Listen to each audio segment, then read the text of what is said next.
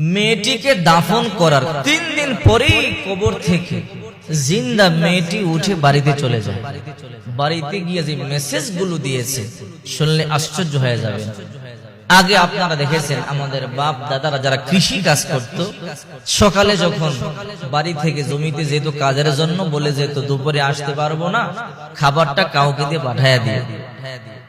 পাকিস্তানের ঘটনা, এমন একজন মুরব্বী নামাজি ব্যক্তি সকালে কাজের জন্য যখন জমিতে যাবে, বিবিরে বলে গেল, বিবি দুপুরে আসতে পারবো না, কাউকে দিয়ে সম্ভব হলে খাবারটা পাঠায়া দিও। বিবি তখন বলল, ঠিক আছে, টেনশন করবেন না, দুপুরে আমি খাবার পাঠায়া দেব। আল্লাহর বান্দা কৃষি কাজ করবার জন্য জমিতে চলে গেল।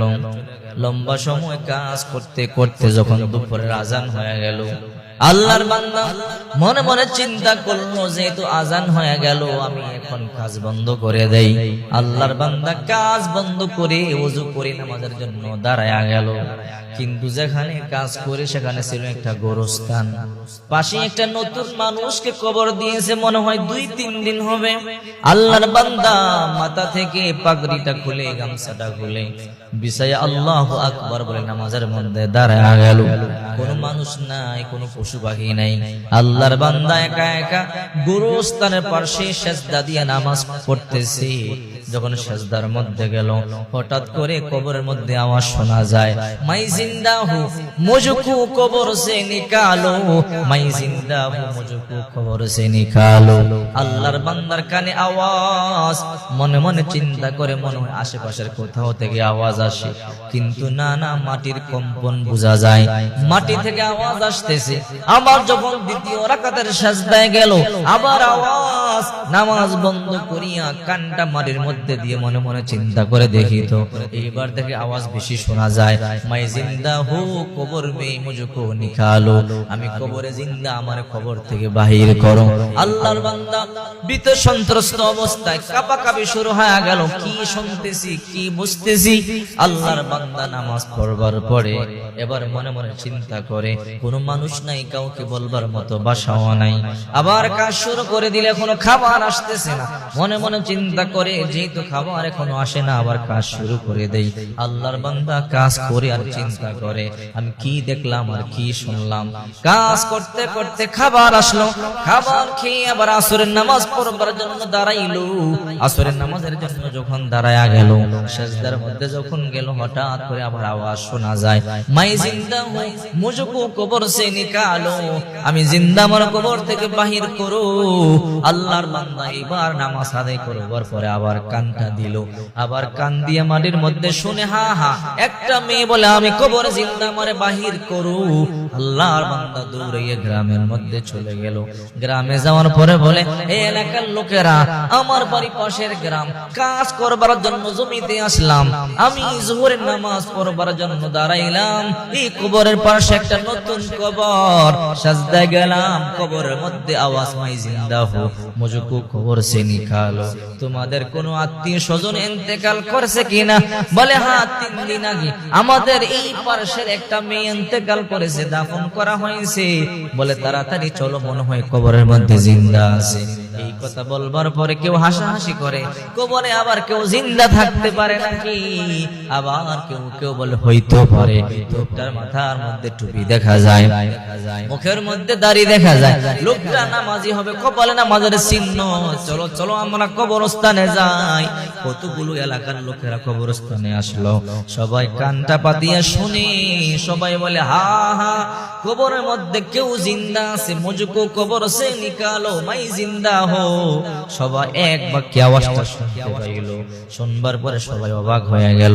আহারে, সবাই তো একই আওয়াজ। একজন আরেকজনকে জিজ্ঞাসা করে, তুই কি আওয়াজ শুনতে পাও? বলে, হ্যাঁ, আমি শুনতে পাই। তুই কি আওয়াজ শুনতে পাও? বলে, হ্যাঁ, শুনতে পাই। এক কাজ কর, কবর খনন কর। মুরব্বীরা কয়, না না, কবর খনন করব সেটা আমাদের জানা নাই, মাসআলা জানা নাই, চলো আলেমদের কাছে যাই। 10 জন বড় বড় আলেমদের কাছে গেল। আলেম আলেমেরা বলল আপনারা সবাই কি আওয়াজ শুনছেন? বলে হ্যাঁ, আমরা যখন কান পাতলাম হঠাৎ করে কবর থেকে আওয়াজ, মাই জিন্দা হু মুঝকো কবর সে নিকালো। এই কথা বলবার পরে ওলামায়ে কেরামরা বলে আপনারা সবাই শুনছেন? বলে হ্যাঁ। বলে তাহলে কবর খনন করেন। কবর খনন করবার মাসআলা বলে দিল, যাও যাও কবর খনন করো। এলাকার লোকেরা সাহস নিয়ে যুবকদেরকে নিয়ে কবর খনন শুরু করে দিল। কবর যেইনি খনন করতে করতে ছোট্ট একটা ছিদ্র হলো। কয়েকজন যুবক বলে দেখি তো ছিদ্র দিয়ে দেখা যায় কিনা। হঠাৎ করে তাকাইয়া দেখে ভিতরে একটা মেয়ে দেখা যায়, বিবস্ত্র মহিলা, উলঙ্গ মহিলা, কোনো কাপড় নাই। এইবার মেয়েটা বলে হে আমার এলাকার লোকেরা, আমার দিকে তোমরা তাকাইও না, তাড়াতাড়ি বাড়িতে যাও, বাড়ি থেকে গিয়ে আমার জন্য কাপড় আনো, আমারে আগে কাপড় দাও, এরপর আমি বের হব, কথাবার্তা বলবো। এলাকার লোকেরা দৌড়াইয়া, পাশেই তার বাড়ি ছিল, বাড়িতে চলে গেল, কাপড় নিয়ে আইসা কবরের মধ্যে দিয়া দিল। মেয়েটা যখন কাপড় পরলো, কাপড় পরবার পরে যখন ছিদ্র বড় করে দিল, গর্ত বড় করে দিল, মেয়েটা কবর থেকে দৌড়াইয়া বের হইয়া সোজা কোনো কথা নাই বাড়িতে চলে গেল, নিজের ঘরে চলে গেল। নিজের ঘরে গিয়ে দরজা বন্ধ করে দিল। এরপর এলাকার যুবকেরা দরজার বাইরে থাইকা বলে কোন কিছু কথা বলবো, দরজা খোলো। বলে না, দরজা খোলা যাবে না, আমারে দেখলে তোমরা সহ্য করতে পারবে না। এইবার যুবকেরা বলল না না, তোমারে দেখতে চাই। যুবকদের মধ্যে অনেক যুবক কিন্তু অনেক সাহসী থাকে, অনেক সাহসী আছে না। এবার কয়েকজন যুবক বলল দরজা খোলো।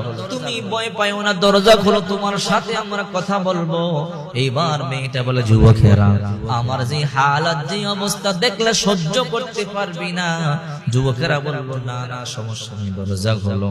লাত্তি দিয়ে দরজা ভেঙে ভিতরে ঢুকলো। ভিতরে ঢুইকা দেখে আশ্চর্য ঘটনা, মেয়ের মাথার মধ্যে একটা চুলও নাই, গোশত নাই, শুধু মাথার বাটি দেখা যায়। যুবকেরা বলল কি রে বোন, তোমার চুলগুলো কই? বলে আমার একটা চুল নাই। বলে কেন? বলে এই চুলগুলো লোহার চিরুনি দিয়ে টানিয়া টানিয়া সব তুলে ফেলা হয়েছে। বলে কেন? দুনিয়ার মধ্যে চুলগুলোকে বিভিন্ন কালার করিয়া যুবকদেরকে আকৃষ্ট করতাম, আমি এই চুল দিয়ে পুরুষকে আকৃষ্ট করবার জন্য চুলগুলো বাইর করিয়া চলতাম। এই জন্য যখন আমার দাফন করেছে 3 দিন আগে সব চুল টানিয়া টানিয়া খুলে ফেলা হয়েছে। এবার যুবকেরা তাকাইয়া দেখে এই যে মুখের মধ্যে 2টা ঠোঁট, একটা ঠোঁট নাই, তোমার ঠোঁটগুলো কই? এই ঠোঁটের মধ্যে লিপস্টিক দিয়া যুবকদেরকে আকৃষ্ট করবার জন্য রাস্তায় চলতাম, এই জন্য পেলাশ দিয়ে টানিয়া টানিয়া সব আমার 2টা ঠোঁট ছিঁড়ে ফেলা হয়েছে। দেখি একটা দাঁতও নাই। বলে তোমার দাঁতগুলো কোথায়? বলে এই দাঁতগুলোকেও টানিয়ে টানিয়ে খোলাইয়া এইগুলো খোলানো হয়েছে। বলে কেন? এই দাঁত দিয়ে আমি হাসতাম, যুবকদেরকে আকৃষ্ট করবার জন্য দাঁত বের করে খিলখিল করে হাসতাম, এই জন্য আমার দাঁতগুলো টানিয়া টানিয়ে খোলানো হয়েছে। তোমার হাতের মধ্যে তো একটা নখও নাই, নখগুলো কই? হে যুবক ভাইয়েরা, নখের মধ্যে নীল পালিশ লাগাইতাম, নামাজ পড়তাম না, ওযু করতাম না, যুবকদেরকে আকৃষ্ট করতাম, পরপুরুষকে আকৃষ্ট করবার জন্য নীল পালিশ লাগাইয়া চলতাম, এই জন্য সব নখগুলো খোলা হয়েছে, পুরো দেহের গোশতগুলোকে একদম থেতলিয়ে দেওয়া হয়েছে। এইবার মেয়েটা বলল আর কথা বলবার সময় নাই, আবার একটা দৌড় দিয়ে কবরের মধ্যে চলে গেল। কবরের মধ্যে গিয়ে শুয়ে পড়ল। শুইতে দেরি, তার জানটা কবজ করতে দেরি নাই, মুহূর্তের মধ্যে আবার তার পান পাখিটা উড়ে গেল। এলাকার লোকেরা আবার দাফন করে দিল। এই জন্য আল্লাহ তাআলা মাঝে মাঝে কবরের কিছু দৃশ্য দেখায়। দেখেন না, কিছুদিন আগে সিরাজগঞ্জে কবরে আগুন, আবার চিটাগঙ্গে ফয়জুল্লাহ রহমাতুল্লাহ আলাইহি কবর থেকে জান্নাতের খুশবু বের হয়েছে।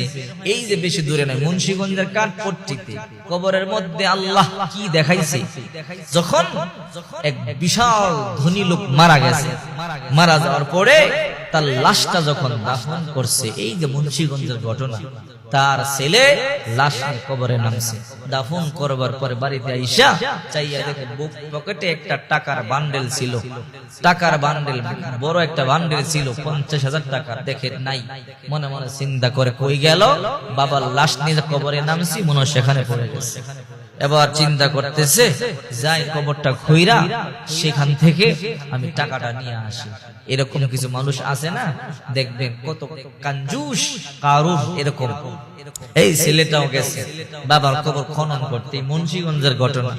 যেই কবর খনন করতেছে টাকার জন্য, একটু খনন করতে দেরি, আশ্চর্য ঘটনা, বাবার বাবা নাই, জিহ্বাটা টান দিয়ে বাইরে করে নাভি পর্যন্ত বের করা হয়েছে, চোখ দুইটা ঝুলতেছে, দাঁত গুলো খসানো হয়েছে, থেতলায়া শেষ করে দেওয়া হয়েছে। এই কিছুক্ষণের মধ্যে কবরটা রক্তে রঞ্জিত হয়ে গেছে, ধোঁয়া বের হইতেছে, আগুন ধরে গেছে। এলাকার লোকেরা বলল, তাড়াতাড়ি দাফন কর, মাটি দে। বেশ কিছুদিন আগের ঘটনা। এই জন্য আল্লাহ তাআলা মাঝে মাঝে এমন কিছু দৃশ্য দেখায় যেগুলো দেখলে সহ্য করা